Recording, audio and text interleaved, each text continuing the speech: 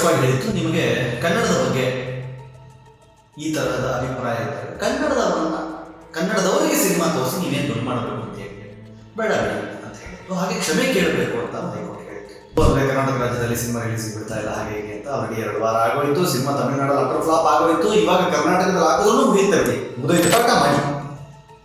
ಹೇಗೆ ಅವರು ನಿಮಗೆ ಒಂದು ಸೆಂಟೆನ್ಸಲ್ಲಿ ಏನಾದರೂ ಹೇಳಿದ್ರೆ ನೀವು ಒಂದು ಸೆಂಟೆನ್ಸಲ್ಲಿ ಹೇಳಿ, ಅವರು ನಿಮಗೆ ಬರೆದು ಏನಾದರೂ ಬರವಣಿಗೆ ಮೂಲಕ ನಿಮ್ಮನ್ನ ನೆನೆಸಿದ್ರೆ ನೀವು ಬರವಣಿಗೆ ಮೂಲಕ ಉತ್ತರ ಕೊಡಿ. ಸಿನಿಮಾ ನೋಡಲೇಬೇಕು ಅಂತ ಹೇಳಿ ನಾವು ಈ ಆದೇಶದಲ್ಲಿ ಹೇಳ್ತಾ ಇಲ್ಲ. ಆದರೆ ಸಿನಿಮಾ ನೋಡೋದು ಬಿಡೋದು ಜನಕ್ಕೆ ಬಿಟ್ಟ ಅಭಿಪ್ರಾಯ. ಇಷ್ಟ ಇದ್ದವ್ರು ನೋಡ್ತಾರೆ, ಇಲ್ಲ ಅಂದರೆ ನೋಡೋದು. ನಿಮಗೆ ಅವರನ್ನು ಬಹಿಷ್ಕಾರ ಮಾಡಬೇಕು ಅಂತಂದ್ರೆ ಸಿನಿಮಾ ನೋಡದೇ ಬಹಿಷ್ಕಾರ ಮಾಡಿ, ಅದು ಬೇರೆ ವಿಚಾರ. ಆದರೆ ಅದನ್ನು ಬಿಟ್ಟು ಹೆದರಿಸೋದು, ಬೆದರಿಸೋದು, ಥಿಯೇಟರ್ಗೆ ಬೆಂಕಿ ಹಚ್ತೀವಿ ಅಂತ ಹೇಳೋದು, ಇದನ್ನು ಒಪ್ಪಲಿಕ್ಕೆ ಸಾಧ್ಯ ಇಲ್ಲ. ಆಯಿತು, ಸುಪ್ರೀಂ ಕೋರ್ಟ್ ಏನು ಹೇಳಿದೆ ನಾವು ಒಪ್ಕೋತೀವಿ. ಆದರೆ ನಮ್ಮ ಹೋರಾಟವನ್ನು ನಾವು ಮುಂದುವರಿಸ್ತೇವೆ. ಏನಾದರೂ ಹೆಚ್ಚು ಕಮ್ಮಿ ಆದರೆ ಅದಕ್ಕೆ ಸರ್ಕಾರವೇ ಹೊಣೆ. ಬಹಳ ದೊಡ್ಡ ನಟ ಅದ್ರಲ್ಲಿ 2ನೇ ಮಾತಾಯಿಲ್ಲ, ಬಹಳ ದೊಡ್ಡ ಡೈರೆಕ್ಟರ್ ಅದ್ರಲ್ಲಿ 2ನೇ ಮಾತಾಯಿಲ್ಲ. ಆದರೆ ಕನ್ನಡ ಹುಟ್ಟಿದ್ದು ತಮಿಳಿನಿಂದ ಅಂತ ಹೇಳಿದ್ದಕ್ಕೆ ಅಷ್ಟು ದೊಡ್ಡ ಆಕ್ಷೇಪಣೆ ಬಂತು ಅಂತ ಗೊತ್ತಾದ ಮೇಲೆಯೂ ಸಹ ಒಂದೇ ಒಂದು ಸಲ ಹೌದಾ ನಿಮ್ಗೆ ಅದರಿಂದ ಬೇಜಾರಾಗಿದ್ರೆ ನಾನು ಕ್ಷಮಿಸಿ ಅಂತ ಕೇಳಿಬಿಟ್ಟಿದ್ದೆ. ಕನ್ನಡಿಗರು ವಿಶಾಲ ಹೃದಯರು ಕ್ಷಮಿಸಿಬಿಟ್ಟಿದ್ದರು. ನಮಸ್ಕಾರ, ಸ್ಕ್ರೀನ್ ಪ್ಲಸ್ ಕರ್ನಾಟಕದ ವಿಶೇಷ ಕಾರ್ಯಕ್ರಮಕ್ಕೆ ಸ್ವಾಗತ. ನಾನು ನಿಮ್ಮ ಕೇಳ್ತೀವಿ. ತಗ್ ಲೈಫ್ ಸಿನಿಮಾ ತಮಿಳುನಾಡಲ್ಲಿ ರಿಲೀಸ್ ಆಯಿತು, ಅಟ್ಟರ್ ಫ್ಲಾಪ್ ಆಯಿತು. ಮಣಿರತ್ನ ಮತ್ತು ಕಮಲ್ ಹಾಸನ್ ಅವರ ಕಾಂಬಿನೇಷನ್ ಇಷ್ಟು ಕೆಳದಾಗ ಸೋಲುತ್ತೆ ಅಂತ ಯಾರು ಎಕ್ಸ್ಪೆಕ್ಟೇ ಮಾಡಲಿಲ್ಲ. ಈ ತಗ್ ಲೈಫ್ ಸಿನಿಮಾಗೆ ಕರ್ನಾಟಕದಲ್ಲಿ ಒಂಥರ ಬ್ಯಾನ್. ಅದಕ್ಕೆ ಹೈಕೋರ್ಟ್ ಸಹಿತ ಒಂದು ಅಚ್ಚೊತ್ತಿತ್ತು. ಹೈಕೋರ್ಟ್ ಸ್ಪಷ್ಟವಾಗಿ ಹೇಳಿತ್ತು, ನಿಮಗೆ ಕನ್ನಡದ ಬಗ್ಗೆ ಈ ತರಹದ ಅಭಿಪ್ರಾಯ ಇದ್ದರೆ ಕನ್ನಡದವರಿಗೆ ಸಿನಿಮಾ ತೋರಿಸಿ ನೀವೇನು ದುಡ್ಡು ಮಾಡಬೇಕು ಅಂತ ಹೇಳಿದೆ ಬೇಡ ಅಂತ ಹೇಳಿತ್ತು. ಹಾಗೆ ಕ್ಷಮೆ ಕೇಳಬೇಕು ಅಂತ ಹೈಕೋರ್ಟ್ ಹೇಳಿತ್ತು. ಇದಕ್ಕೆ ಅವರು ಸುಪ್ರೀಂ ಕೋರ್ಟ್ಗೆ ಹೋದ್ರು. ಅಂದ್ರೆ ಕರ್ನಾಟಕ ರಾಜ್ಯದಲ್ಲಿ ಸಿನಿಮಾ ರಿಲೀಸ್ ಬಿಡ್ತಾ ಇಲ್ಲ ಹಾಗೆ ಹೀಗೆ ಅಂತ ಆಲ್ರೆಡಿ 2 ವಾರ ಆಗೋಯ್ತು. ಸಿನಿಮಾ ತಮಿಳುನಾಡಲ್ಲಿ ಅಟರ್ ಫ್ಲಾಪ್ ಆಗೋಯ್ತು. ಇವಾಗ ಕರ್ನಾಟಕದಲ್ಲಿ ಹಾಕೋದನ್ನು ಮುಗಿಯುತ್ತೆ. ಆದ್ರೆ ಈ ಗ್ಯಾಪ್ ನಲ್ಲಿ ಸುಪ್ರೀಂ ಕೋರ್ಟ್ ಹೈಕೋರ್ಟ್ ಅನ್ನ ಮತ್ತು ಸರ್ಕಾರವನ್ನು ತರಾಟೆಗೆ ತಗೊಂಡಿದೆ. ಏನಂತ? ಹೋರಾಟ ಮಾಡಿ. ಹೇಗೆ? ಅವರು ನಿಮಗೆ ಒಂದು ಸೆಂಟೆನ್ಸ್ ಅಲ್ಲಿ ಏನಾದರೂ ಹೇಳಿದ್ರೆ ನೀವು ಒಂದು ಸೆಂಟೆನ್ಸ್ ಅಲ್ಲಿ ಹೇಳಿ, ಅವ್ರು ನಿಮಗೆ ಬರೆದು ಏನಾದರೂ ಬರವಣಿಗೆ ಮೂಲಕ ನಿಮ್ಮನ್ನ ನೆನೆಸಿದ್ರೆ ನೀವು ಬರವಣಿಗೆ ಮೂಲಕ ಉತ್ತರ ಕೊಡಿ. ಹಾಗಂತ ಹೇಳಿ ನೀವು ಥಿಯೇಟರ್ಗೆ ಬೆಂಕಿ ಹಚ್ತೀವಿ, ಸಿನಿಮಾ ನೋಡಕ್ ಬಿಡಲ್ಲ, ಸಿನಿಮಾ ನೋಡಬಾರ್ದು ಅಂತ ಹೇಳಿ ಗನ್ ಪಾಯಿಂಟ್ ಇಟ್ಟು ಎದುರಿಸ್ತೀವಿ ಅಂತಂದ್ರೆ ಅದನ್ನು ಒಪ್ಪಲ್ಲ ಅಂತ ಸುಪ್ರೀಂ ಕೋರ್ಟ್ ಹೇಳಿದೆ.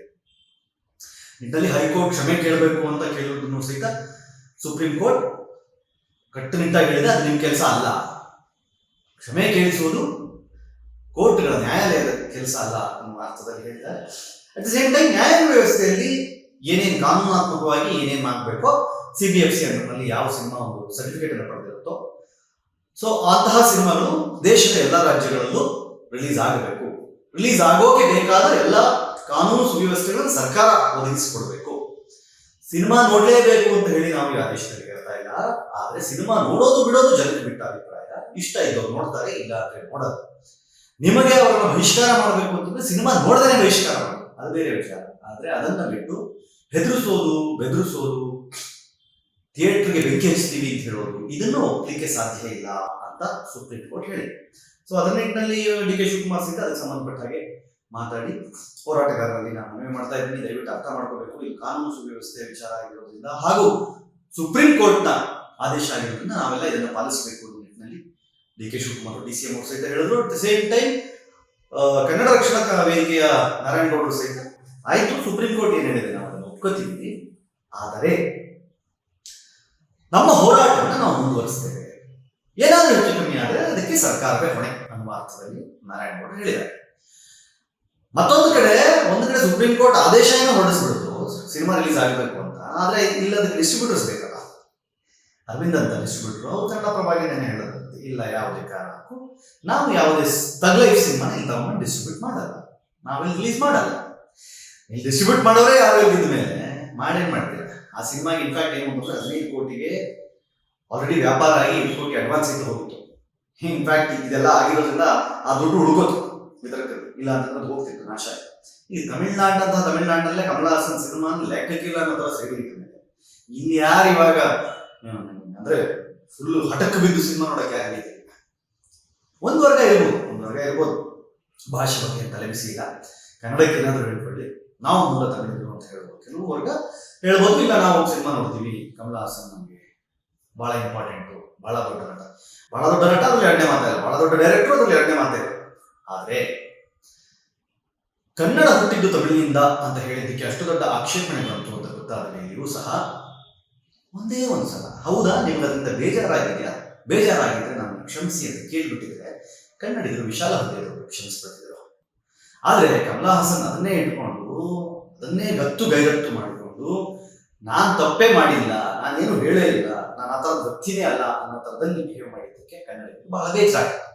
ಆ ಬೇಸರದಿಂದಾನೇ ಕನ್ನಡ ಹೋರಾಟಗಾರರಿರ್ಬೋದು, ಕನ್ನಡಿಗರಿರ್ಬೋದು, ಕನ್ನಡ ಲೇಖಕರಿರ್ಬೋದು, ಪತ್ರಕರ್ತರಿರ್ಬೋದು, ಕಮಲಾ ಹಾಸನ್ ಅವ್ರನ್ನ ಸ್ಟ್ರೈಟ್ ಅವೇ ಅಟ್ಯಾಕ್ ಮಾಡಿದ್ದು. ಹೌದು, ಯಾಕೆ ಅಟ್ಯಾಕ್ ಮಾಡಿದ್ದು?